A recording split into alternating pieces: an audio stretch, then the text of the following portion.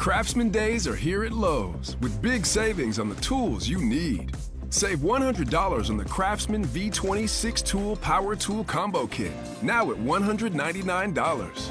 No matter what the project is, Craftsman's high-quality, high-performance products empower you to build on.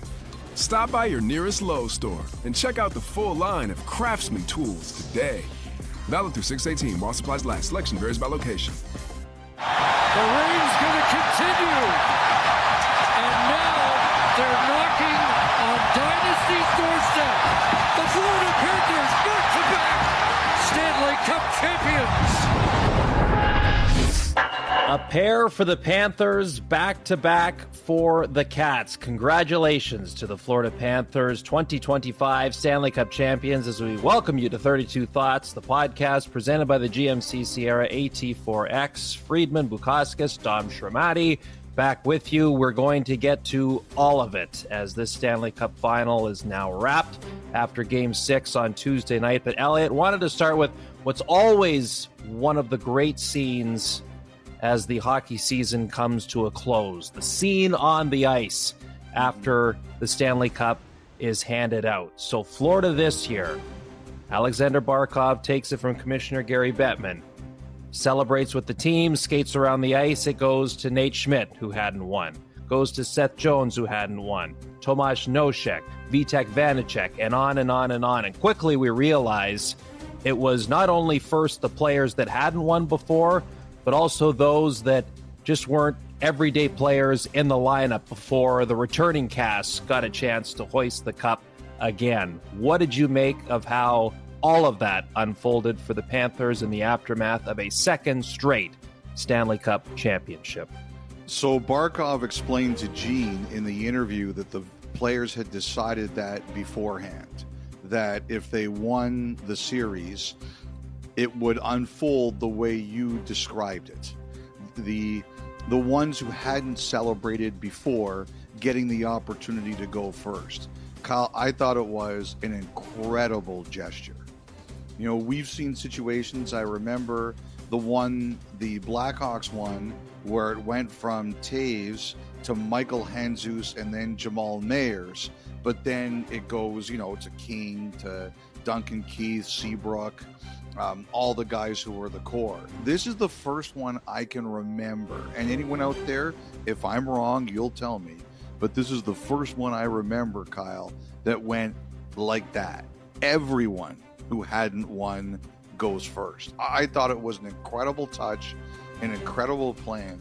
And as it was unfolding, I was saying to myself, if I was captain of an NHL team, well, let's be honest, if I was captain of an NHL team, I would finish 32nd. But if I was captain of an NHL team, I would like to think that I would come up with something like that. When it was over and everybody was on the ice and the media was out there, I ran into the owner of the Panthers, Vinny Viola. Okay. And we were talking about that. And he called it servant leadership. That was the phrase he used to describe why he thinks the Panthers are as good as they are.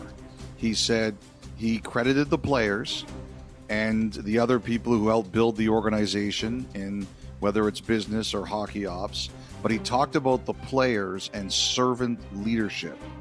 And, I asked him to explain it to me, and he said, what you do is for your teammates and everybody else. You are not any more important than anyone else is, and what you do for them first. That's the way he explained it to me. And I think in a lot of ways that perfectly encapsulates what the Panthers are and why they're so successful. Kyle, you don't win without great players. You have to have great players. First and foremost, if you don't have great players, you cannot win. And the Panthers have great players. But you have to have a great organization all around. And it's clear that, we're talking about the tax advantage, right? And don't forget that for a long time, it didn't matter that the Panthers were in a state with great taxes. Nobody wanted to play there. They weren't successful.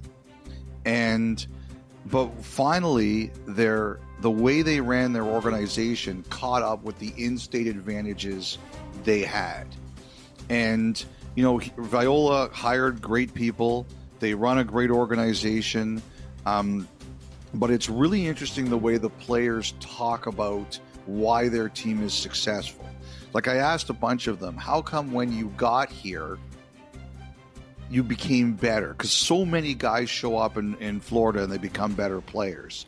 And Jonah Gadjevich said that when he showed up in Florida, they told him, because he showed up after they lost in the final, they told him, Jonah, this is the way the final is going to be played. So we're going to play like that all year. And if you want to be successful here, you have to learn how to play like the way we're going to see in the finals. So that's what he did. And he became an important piece of their team. Nico Mikkola said that one of the reasons he's been successful there is he says, I can be myself.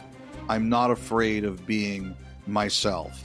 Sam Reinhart talked about the year in 2022 when they got their butts kicked in the playoffs by the Lightning, the 4-0 series after they won the President's Trophy, where he said, we thought we were good. We weren't that good. And that being a big wake-up call for everyone. And Bill Zito talked about how the players accept mistakes. Like he talked about Noshik's penalty in Game 1, the puck over glass that led to the power play winner in Game 1. Nobody, like Noshik didn't come out of the lineup. Nobody blamed him for it. Nobody said, what a terrible play. They're just like, okay, and they moved on. And, we've talked about the Nate Schmidt story where one of Barkov or Reinhart told him, we don't do that here. Like they self-police. Maurice. My money's on Reinhart, by the way, the more I've thought about it. It is really, eh? Okay. Oh, yeah. I should have asked him about that.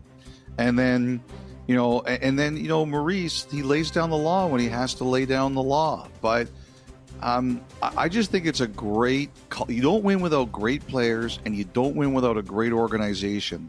But that phrase that Vinny Viola mentioned, servant leadership, it stuck with me for the rest of the night, Kyle. Like I wrote it down. It's at the top of my notes for the pod. I really like that. I really like that. So good. And it's really interesting you bring that up and the conversations you had with some of the other players about it, because I asked a similar question to AJ Greer, and it was after the morning skate before one of the games in Carolina last round. And he was one of the last guys in the dressing room after being on the ice. And I just asked because he would be a guy that, wasn't part of the team that won last year. It was all new to him this year. And Elliotte, like, I'm not over exaggerating. He went on for 5 or 6 minutes, and I just sat there and I listened and I listened and I listened to the point where, like, you could tell some of the staff are kind of looking at him going, like, you're going to miss the bus here if you don't get going. And I don't want to cut him off, but I'm looking at the clock going, I know he's got things to do. But he just had so much to say about why it works with that group and that organization. It really is fascinating. And then actually, I remembered back to this time last year, Elliotte, and